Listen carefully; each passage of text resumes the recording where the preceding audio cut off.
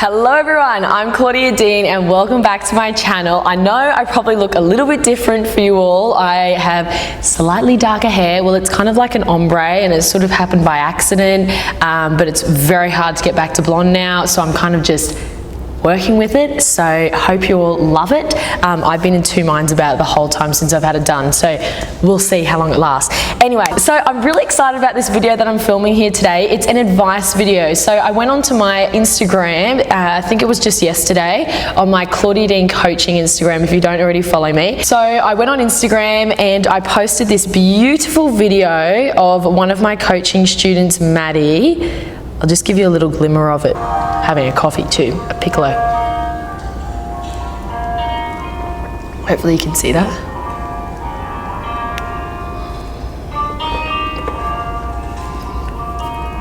Maddie is so stunning. On that particular video of Maddie, I asked you all to comment the topics you wanted me to give you advice on. And what I've done here, because I obviously scrolled through, there's 250 comments, actually even more. So I just scrolled through, and as I was looking, I noticed actually there's obviously top comments, and I think they're the ones with the most likes. But I noticed a lot of people ask those same top comments throughout the whole comment section. So I sort of thought to myself, why don't I just answer the top comments, because they have the most likes, and obviously like all of you want to hear the answers to that too, so I thought they're probably the topics that you all want me to answer the most, so I'm going to get stuck into those. Now, the first top comment is from April Buscombe, so thank you for your topic, April. She has asked on how to feel confident while dancing. Really struggling with this one, love you. Okay, I feel like confidence comes from so many different aspects, so it's not just within you, I feel like it's everything around you. Okay, there are so many different ways I could approach this question, but okay, the number one thing I think you need to find if you're not feeling confident is to find one aspect about yourself, and this is dancing related, that you feel that you're really good at. So I think that like everyone could look in the mirror and they could just go, oh, you know, I'm not good at anything. I don't have good legs and feet. I don't have this, I don't have that. And you could go on like with what you don't have. But I think within every single person, you can always find, if you dig really deep, you can always find one thing that you have that no one else has. And I think finding that one thing and being able to separate that from everyone else is probably the first step in finding confidence within yourself. And everyone has that one thing they are really good at. They really do. And okay, this is my next point, right? So if you can't find that yourself, I really think that you need people around you. Example, your teachers, your parents. Obviously, parents are sometimes kind of harder because obviously they might not know about dance in particular, but your teachers or your coaches, they should know. And you should have people around you that are encouraging you and that are telling you constantly what you are really good at and what separates you from everyone else. So if you don't have someone around you that can give you that, what you need is to find someone that's obviously going to say to you, okay, hey Sarah, you've got very good turnout. It's not flat, but it's better than average turnout. But what we need to do is we actually need to find the strength so that it looks like you do have better than average turnout, because at the moment you might not have the strength to back that up, which makes it look like you're turned in. So I find a lot of dancers with this day and age, there's a lot of teachers and even just people around them, they always say to them, oh, you don't have this, or you don't have that, you need to work on your turns, you need to do this, you need to do that. But that doesn't actually tell someone what they need to do to get the confidence to achieve a step. You actually need to be told in detail how to achieve that. And I feel like that's a very rare gift with a teacher. And the amount of people that I see come through my doors that say to me, oh Claudia, my teacher's told me I have no turnout. But that's never the case. It's all because they don't have the strength to actually use the facility they've got. They haven't been taught how to strengthen it. So I'm really passionate about showing dancers and telling dancers what they are good at so they know what to work on. So confidence, I think you've really got to dig deep and work it out. Get a notebook and write down 3 things that you know you have that's unique, that's something that perhaps the girl next to you might not have, or it's something that someone else has to work really hard for. And trust me, you'll always be able to find something. It can be determination, it can be that you've got nice long arms for ballet, it can be anything, but you will be able to find something. And I think confidence, as I said, it comes from within you, but it also has to come from the people that are around you. And if you find that the people around you aren't making you feel confident, or you don't have resources around you that aren't making you feel confident either, like there's so many things on social media you can look at that might give you the confidence. Like I know my page, Claudia in Coaching, I try and post things constantly to give dancers that encouragement and confidence that a lot of them struggle with on a day-to-day basis. But there's so many pages out there that do that, that keep it real, and I think that's really important. So find people around you that are going to make you feel confident, find resources around you that are going to make you feel confident, and dig deep within yourself to work out what are 3 things that you know you have above everyone else. Everyone's so unique, and I think if you can find those rare gifts that you have, you can play with them and you can use them to get you to where you want to be. And actually, I have another thing to add to this. It's believing in yourself. So this is like a bit of a story time, right? And I'm not going to say the girl's name, but I think she might be watching this. But anyway, we'll see. If you are watching this, comment. But basically, at one of my intensives, we were sitting down and we had a Q&A, and we were all sitting there and everyone's able to ask anything to me. I'm very open book and I'm happy to answer anything that anyone fires at me. So basically, this particular girl, she put up her hand and she said to me, Claudia, what do you do if you can't believe in yourself, or if you feel like people around you don't believe in you also? Like, what can you do? And this kind of comes back to confidence again. And I gave a similar talk to what I'm giving now. I said, you know, dig deep within yourself. But I also said that there's always going to be someone out there that believes in you, and there's also going to be people out there that don't, but you've got to hang on to the people that do. And I looked at her in the eye and I said, her name, and I said, I believe in you. So that's the first step. I believe in you. And she actually sent me a message the other day on my Instagram, and she said, Claudia, I don't think you realise, I know that was 8 months ago, that intensive, but I don't think you realise how much those words moved me. Like you looking at me and telling me that you believed in me. And that's so true. You just need someone to say to you that I believe you can do it, and you can do it. You've just got to have the determination. You've got to have people around you that believe in what you can do. And I know there's about 160,000 of you on my channel now, and I believe in every single one of you. The fact that you're subscribed and you're willing to learn, you're watching my videos, I think that says so much. So just remember that I always believe in all of you. Whew. Okay, right, next question. I really love answering these, and I'm going to go through a bit of detail with every single one, by the way, because I think a lot of these topics, they're actually really important, what you're all asking me, and I'd rather give you decent answers than just like these answers that go on for 1 minute that don't really give you much help. I really want to dive deep with a lot of these. Okay, so another top comment is how to stay on a balanced diet and what is a balanced diet. Okay, with food, I'm being completely honest here. I don't like diving in too deep with food on my channel because number one, I'm not a nutritionist, and I can only give you my personal tips on what I used to eat, but I'm not saying that that's for everyone. And I just want to put this out there before I even start talking about this topic. I feel like with social media nowadays, there's a lot of people like sharing what they eat on a day-to-day basis. If it's realistic or not, I'm not sure. I don't know if that's what they're actually eating, but I think it can be really, really dangerous. And I just want to say this to you all. If you're following someone or an influencer or just someone out there that you aspire to be like, just remember that their body is so different to yours. Every single body is different.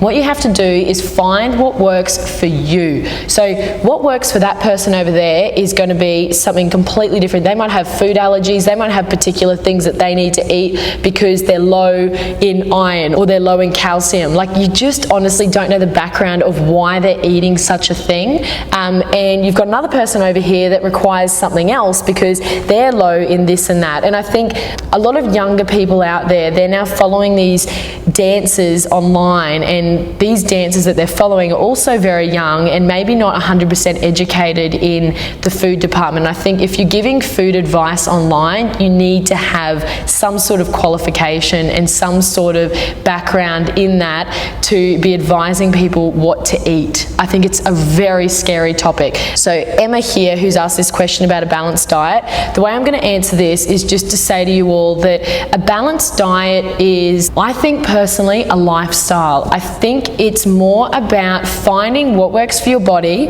and not depriving your body of anything, not depriving your body of portions, finding out what your body needs for it to feel fueled. And when you find that, that's when I think you'll feel really satisfied. But if you find you're following someone online that you may think is like an inspiration, so you want to, you know, be like them or you aspire to be like them, and you're following their every move on what they're eating, just remember that can be a very dangerous thing to do. I think it's really important that if you really need dietary advice, you need to go to a professional to start off with. Don't be following what another person eats online, because I just don't think that's the way to do this. Every dancer and every body, every human is so different. And actually this year in particular, I've seen a lot of scary cases in my studio, and it gives me shivers even just thinking about it. And a lot of it comes from social media. So I'm really putting this out there. I'm really glad you've asked this, Emma, but I'm really putting this out there as kind of like a precaution for you all, that if you're really unsure of what to eat, you need to seek professional advice. I know for a fact that at the beginning of the year, I wasn't really feeling myself, so I went to the doctors. I basically got all my bloods tested to make sure that I wasn't low on anything, and it came back that I was really, really deficient in vitamin D. So I had to start taking capsules for vitamin D, and there's all sorts of things that I had to do to try and lift up those levels. And this is what I'm saying, like, I was then eating certain foods to try and uplift some of my deficiencies. And this is what I'm saying, like, a lot of people do that, and I think it's scary then when like young kids then following that, because they're not going to be deficient in the same areas that you are. So okay, that's all I'm going to say about that. But just, yeah, I'm really passionate about that topic, and yeah, I don't really give dietary advice online because I'm not a nutritionist. I don't have a qualification in that department, and it's something that I probably won't really look into too much. I like to leave that to the professionals that have studied that for years. Okay, this is a really good one, and I found, this is a really good one actually, and a few people have liked this, so I think it's going to be one that you will want to hear. This is asked by Murphy.Lucy, and she's asked, what are schools looking for, and what makes you stand out in video auditions for summer schools and schools? You know what I think schools are looking for? Schools are looking for really clean dancers that they can then mold to their style. I always say when I'm recording video auditions, I always say, be as clean as you possibly can, because when you're as clean as you possibly can be, it's very easy for a school director to look at you and go, oh yes, that one is going to be very easy to mold into our, you know, Russian style or our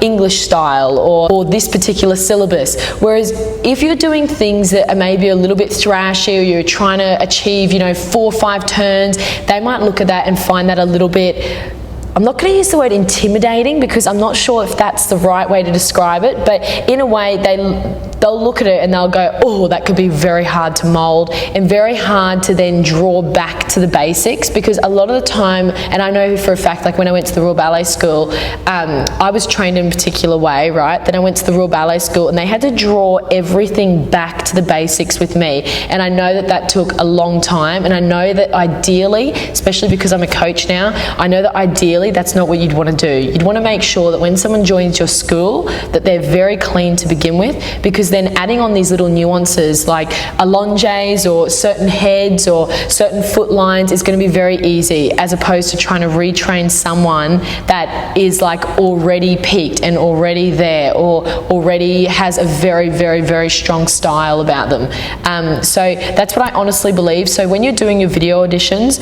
really keep everything clean cut. Like, make sure everything you do is precise, everything you do is just super, super clean, because then I think they'll look at you and they'll go, yes, that one's going to be very easy to mold. That's my advice on that topic. Now, another topic, how to improve when you feel like you haven't in a long time. Now for this one, this kind of reverts back to a very similar topic in what I was talking about with my first question to do with confidence. I think a lot of the time dancers that you actually don't realize how much you're improving throughout the year, because you're looking at yourself every single day, right? You're always looking in the mirror, you're always noticing your faults. You're never actually pointing out what you're good at, what you're grateful for, what you've achieved that year. You know what you've got to do, I think? At the start of every year, write down 5 goals, okay? 5 goals that you want to achieve in ballet that particular year. Also, take 5 videos of where they're currently at. So let's just say you're up to a single turn and you're telling yourself, I want to achieve 3 by the end of the year. Then take a video of your single turn, or take a video of you trying to do a triple turn. Let's just say the next thing is you want to get better feet. Obviously do everything you can to get better feet, but then take a video or a photo of where they're currently at. You want to get to the splits, take a photo or video of where you're currently at. So then at the end of the year, after 12 months, you can actually see, when you go back to that footage, you can actually see and go, wow, look where I was.